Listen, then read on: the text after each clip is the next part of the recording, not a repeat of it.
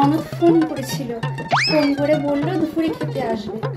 তো মা আমার তো রান্না হয়ে গেছে, সব কাজকর্ম সব কমপ্লিট, এসে খাওয়া দাওয়া করবে বলছে হঠাৎ করে। তো আমি কি করবো কিছুই বুঝতে পারছি না।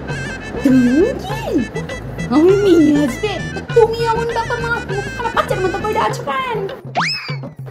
হ্যাঁ, আমার মা আসবে শুনে রেখেছো তো কোথায় ওই ডাল ভাজা আর ওই সবজি।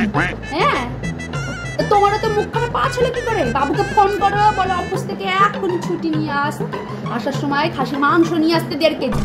জামাইও আসবে বলে কতদিন পরে মেয়ে এখানে আসছে, এই তো আগের মাসে এলো, কতদিন দেখি না মেয়েটাকে। দাড়ি না থেকে যেটা বললাম সেটা করো গা, যাও।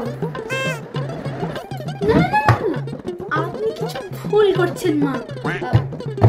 আমি আমার ননদ মানে আপনার মেয়ের কথা বলিনি, আপনার ননদ মানে পিসি শাশুড়ির কথা বলেছি। ফোন করে বললো এক্ষুনি আসছে, এবার থেকে যাবে 1 মাস পুরো। বুড়িটা আবার আসবে, ননদ নামে কলঙ্ক ঝালিয়ে ফেলবো। এবারে ভাই জানোয়ার কারণে 2 দিন অন্তর অন্তরই এখানে এসে টপকে থাকে। কিচ্ছু করতে হবে না, বাবুকে বলে মাংস মাংস কিচ্ছু আনতে হবে না, ছুটিয়ে নিতে হবে না, দরকার নাই ওকে ফোন করার, জানানোরই দরকার।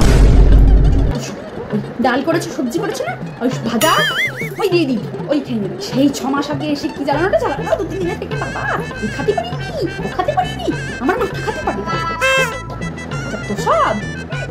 দাঁড়িয়ে আছো কেন, মজা নিচ্ছ? কি জ্বালা যন্ত্রণা রে বাবা। এবার পিতলা শাশুড়ি জল দিয়ে